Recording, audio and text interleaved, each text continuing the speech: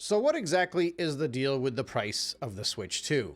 Obviously, as many of you know, this has been a very big talking point amongst the greater gaming community. There's been a hyper-focus more so on the actual games rather than the console itself, but there are still many people worldwide who see the price of the Nintendo Switch 2 and start to scratch their heads and wonder how this once family-friendly budget company has completely abandoned its philosophy of having the lowest price of entry. Now, since the console has launched, we've actually seen many very aggressive discounts set by retailers all around the world. These are discounts that not only occurred in regular obscure locations, like in Latin America, Southeast Asia, and the Middle East, but we saw it extend out into Europe, starting from France and working its way through Germany, as well as discounts in Australia. These are some of the quickest and most aggressive discounts that we've seen for any new console on the market, whether you're looking at it from the time frame of when it was released or from how many units were sold by the time it got its first discount. And perhaps what was most surprising to everybody was the discounts that we saw earlier in December, specifically here in the United States, when the retailers dropped the price by $50.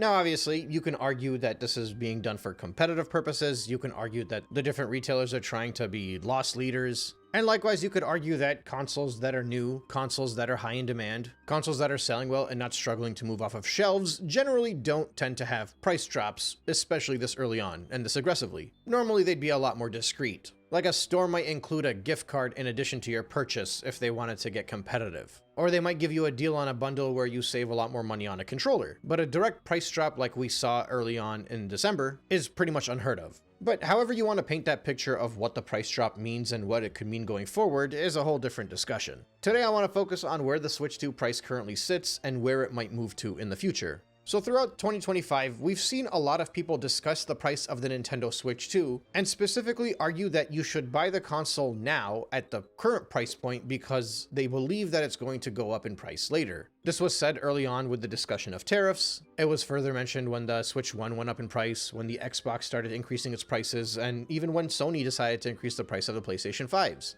People were adamant that it was impossible that you would ever consider any kind of deal or discount on the Nintendo Switch 2. But I knew Nintendo would be stupid to increase the price of the Switch 2, and that's why I kept insisting that they would not only not increase the price, they would probably have discounts for it soon just based off of the sales patterns. And a big reason why I was so confident in my assessment as to why the Switch 2 would not increase in price and would probably get price drops, despite all other hardware out there getting their own price increases, is because of the context behind the increase in price for those consoles as compared to the Switch 2. So let's think about the Nintendo Switch 1, for example. The Switch 1 is a console that has more than made Nintendo enough money. Nintendo has enough hardware out there where any game that comes out, the software numbers are going to make a killing. The user base is massive, and the amount of consoles that they've sold, Switch 1 consoles specifically, has regularly slowed down. It's obviously because most people that want a Switch have gotten it already. So in the case of the Switch 1 family, whether it's the OLED, the base model, or the Lite, there's no need for Nintendo to try to increase the user base for that console. So in the event that there's somebody that really doesn't want to buy a Switch 2 because they want to save a couple $100, as far as Nintendo's concerned, they might as well have increased the prices of the Switch 1 because those people are going to be buying that cheaper console regardless.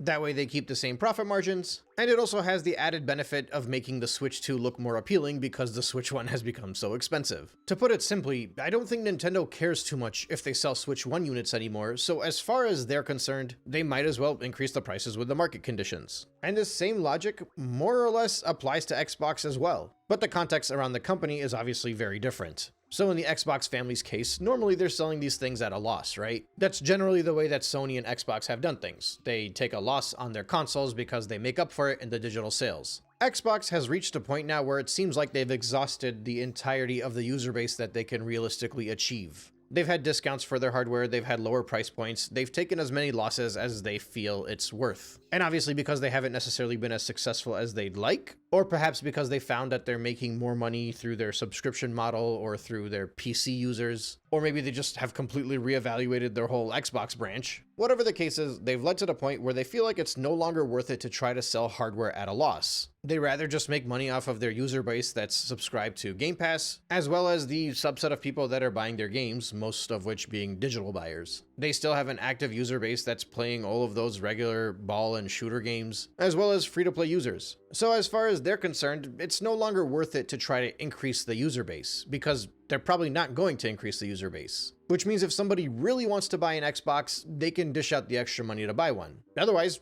who cares? Why sell it at a loss anymore? They seem to be treating it in a very similar fashion that they treat their Surface Pro lineup. All they care about is people using the Windows Store, playing games on PC, subscribing to Game Pass, whether it's console, PC, Ultimate, etc. Basically, similar to the Switch 1, they've kind of exhausted the amount of people that want to buy this thing, so there's no point in setting it at a loss anymore. And then, of course, you have the PS5. Now, in Sony's case, the PS5 is still very healthy. Sony has been doing very well all generation, both with their hardware sales and especially with the amount of money they've been making off of software. They are a mostly digital console, and they're probably the first choice for most people that want to play free-to-play games and just general ball and gun games, as well as pretty much every major third-party title. And since a majority of their software is downloaded digitally as opposed to physically, this has basically allowed them to sit back through most of this generation and just make a lot of money by doing much less than they would have done before, which is why they've made so much money without releasing that many first-party titles this generation. In saying that out loud, I hope you kind of draw parallels and see what Nintendo was trying to do with the Switch 2. Force digital, hope for more third-party titles, decrease the output of major AAA titles. This has worked very well for Sony, and I'm assuming Nintendo wants a piece of that pie.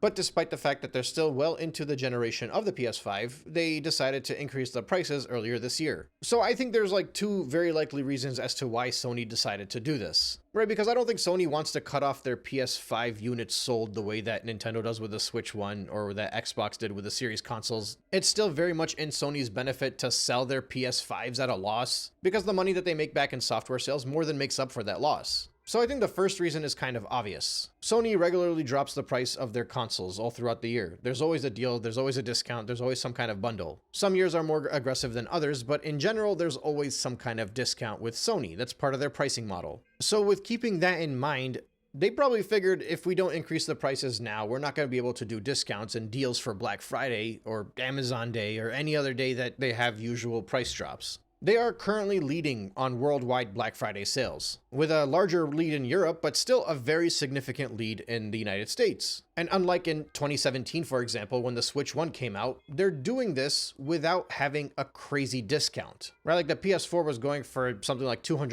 in 2017, and that's a big reason why it outsold the Switch 1. Meanwhile, the PS5 is basically being sold at the same price it was sold all year, for all of the past 5 years. So they've basically done exactly what everybody always memes that companies do during the holidays. Increase the price so that when you put it on sale back to the original price, people think it's a deal and they go out and buy it. Because remember, the average buyer is not like you and I. They're not tracking these prices the same way that we do. They go to the store, they see that it's on discount for $100, they don't think about the context that much, they're like, oh, that looks like a good deal for the PS5, and they pick it up. It's very scummy on Sony's end, but it's obviously working. And then likewise, with those console prices increased outside of those sales windows, the average person that decides in, February to go and buy a PS5, they'll go to the store, they'll see that it's $550. They might not even realize that there was a price increase for the console, or they might just be like, well, I guess that's the price of the PS5 now, and just pick it up. Effectively, Sony is using the same pricing strategy it always has. And because it's a console that's hitting its stride, because Xbox is no longer a competitive force of nature against it, and honestly, even to an extent, because the Switch 2 ended up coming in priced as high as it is, Sony effectively is able to raise their prices because they can get away with it, which is obviously very unfortunate. The thing is, with the Nintendo Switch 2, is that they still can't get away with it. Or rather, they don't know if they can get away with it. Not yet, at least. As we highlighted earlier with the case of the Switch and with the Xbox Series console, the prices increase because they no longer care if they make as many sales anymore. But the Switch 2, despite having a fairly strong start, is not at that point yet. Nintendo needs people to go out and buy a Switch 2 and to spend money on software so they can make more money. If they were to increase the price of the Switch 2, they would have to assume that fewer people are going to be going out to buy the console. Fewer people buying hardware means fewer software sales, fewer subscribers to the NSO, and those are the big money makers. So it might not necessarily be worth it for them to increase the price of their console.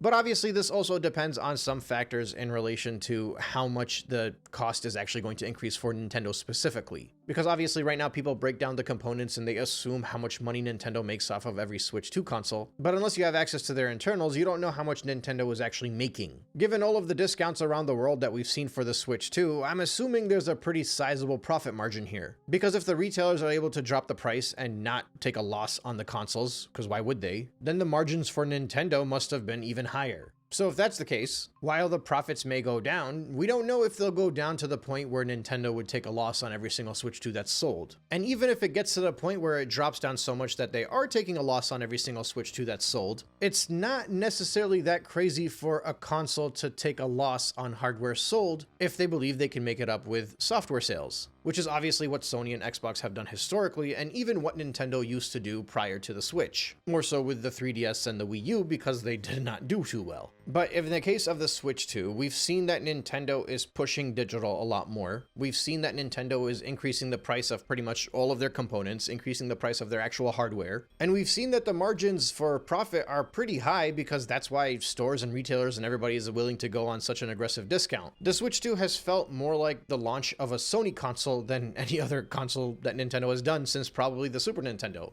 maybe the GameCube. And if that's the case, maybe in the same way they adopted the philosophy of Sony in order to try to make the Switch 2 be the most successful console for them financially, they might get to the point where they realize that they might need to, or it might be beneficial to keep the price of the Switch 2 at its current price or even drop it lower if they think they can make it up elsewhere, specifically with the accessories and with the software. The problem, however, is that Nintendo does not do as well with the digital sales and with software in general. The AAA third-party sales are not there in the same way that they are with the competition, and especially the digital downloads. So at the end of the day, it's really on Nintendo to figure out if it's worth taking that risk or not, dropping the price, taking a loss, increasing the price. It's definitely a tough thing to analyze. And obviously, in my case, it's a very tough thing to predict. I think most people that assume that the price of the Switch 2 is going to go up have this idea that Nintendo is going to sell the Switch 2 regardless of how much it costs, and they're going to be able to move as many units as they need to move, even with the price increase, because they believe that Nintendo is bulletproof. So in their minds, they tell people go out and buy the Switch 2 because it's probably going to go up in price later. It's the same reason why anytime one of these Switch 2 games have launched, they're like, oh, this is going to do very well in the long term. Don't think about it now, think about it in the future, because in their mind, they think the Switch 2 is going to be as successful as the Switch 1. So we'll see similar software sales numbers for the Switch 2 as we did for the Switch 1. And they're right in that if the Switch 2 is as successful as the Switch 1, or at least, like 2/3 as successful as the Switch 1 was, as far as moving hardware is concerned, then yeah, the long-term sales numbers for these games is going to be phenomenal. Obviously, the current Nintendo situation, I don't think that's the case unless something dramatically changes in the next year or two, which is why I also don't think that Nintendo can get away with a price increase. I think Nintendo still very much needs people to buy the Switch 2. They need to increase their user base, and they especially need more people to buy games. That's something that they're struggling with. Outside of Mario Kart World, they're not selling that many games. Well, Mario Kart World and Pokemon. And increasing the price of the Switch 2 means even fewer games getting moved along. So even with the prices of components going up into next year, you much rather be in a position of Xbox and Sony, where you kind of have a user base where you're like, I've exhausted most of my resources. If I was cut off right now and I couldn't make any more sales, this is good enough. Now it's just time to give them software so they can keep buying games. As opposed to Nintendo, where you cannot just decide, hey, that's it. 8 to 10 million sold through customers for the Switch 2 is more than enough for me, because obviously it's not. Now, of course, they can just continue to make money off of their Switch 1 software, which is still doing very well. So maybe they can comfortably slow down the sales of the Switch 2 and just increase the price for that and let the Switch 1 make more money for them. But I don't know if that's necessarily their goal. But the thing is, as far as buyers themselves are concerned, they don't care about Nintendo's goals. Again, these are the casual buyers, not the people like you and I who are sitting on YouTube talking about this. The casual buyer is going to go to the store, they're going to see the price of a Nintendo Switch 2, and they're going to decide whether or not that's worth it for them. The higher the price, the lower the demand. That's just the law of price and demand. And $450 to $500 is already asking for a lot of money, especially in this economy. So ultimately, I don't think Nintendo increases the price of their Switch 2. The same way they didn't for the tariffs, I don't think they will with these component price increases. The only exception to that would be if Sony increased the price of the PS5 to $650 or $700 for their cheapest model. That would give Nintendo some wiggle room where they could be like, hey, we're still cheaper than Sony by $100. We increased it by $100, but we're still competitive. But as it stands, if Sony's keeping their price fairly close to what it currently is after the Black Friday deals, I think Nintendo would find that it's in their best interest to keep their price as is in order to get more units into people's hands. I think the most likely outcome is they sell it the same way everybody did in COVID times, where the Switch 1 did not go up in price, and Nintendo made a statement that they're not going to be dropping the price of the Switch 1, and that's a discount. I can't believe we ate that up, by the way. Just During the pandemic, everybody was talking about how it was time for the Switch to get a discount, and it's like this far along into the generation, and this is the moment. And Nintendo was like, hey, we're not going to increase the price, but we're going to keep it the same, and that's basically the equivalent of a price drop now. I think the most likely outcome is they try something like that with the Switch 2. But this kind of adds to the discussion, in that if they keep it at the same price point, and then many of the discounts that we're seeing around the world, and we saw earlier in December here in the States, if those discounts start to dry up and Switch 2 sales numbers start to slow down, then at that point, a price drop is still a very likely outcome. Because again, I don't think Nintendo has sold enough units yet for them to just decide that they're not going to take a loss at all on the Switch 2 if the market was to dramatically change, because the user base is not large enough for them to just sit tight and be like, we'll just wait for this to blow over. And especially because it might never blow over. So it all kind of depends at the end of the day, how well this thing does going into the second year. If they need more consoles in people's hands, they might have to decrease their profits or maybe even take a loss. And because we don't know the actual margins already that they have for the Switch 2, that loss might be at the same price, or it might be a discount or a price drop. But on the opposite side of things, if the Switch 2 ends up having like a phenomenal start to 2026 and it continues to grow and more people are buying the new third-party titles that are getting announced for the Switch 2 than they expected, and more people are shifting over to digital, and hey, there are some Switch 1 games that are being released as well, and those are doing very well, so financially Nintendo's in a very good spot, they might figure it is worth it to increase the price of the Switch 2 because demand for it is high enough where they think they can get away with it. And then worst case scenario, they can always provide a discount during a holiday in the same way that Sony does. I just personally don't know how likely that is, but I also don't hold enough data on Nintendo's internals to decide whether or not they would increase the price. What I do see is a console that's not necessarily selling as well when it comes to sold through to customer units anywhere outside of Japan, and I don't think any kind of market conditions and justifications are going to change that. So unless there's like a huge new game coming out for the Switch 2 fairly soon and it just wasn't announced yet, I just don't think they can get away with a price increase right now. I barely think they're getting away with the current price that it's at. The Switch 2 has yet to sell an impressive amount of units through to customers since its opening launch weekend. And its holiday numbers are being eclipsed by a PS5 that is more or less not even discounted compared to what it was throughout most of its lifespan. So I just don't see how a price increase right now could be viable. But obviously, as with most things on this channel, these are just the random thoughts of an enthusiast. So it's a cop-out, but really anything can happen. Does this change my opinion on the Switch 2 getting a price drop? I'd say it's a solid maybe now. I think here in the States, we will start seeing more deals and more discounts for the Switch 2 during the seasons that normally Nintendo would never give any kind of deals on. I think a lot of those might come straight from Nintendo instead of Walmart doing it behind Nintendo's back like they did in Cyber Monday week.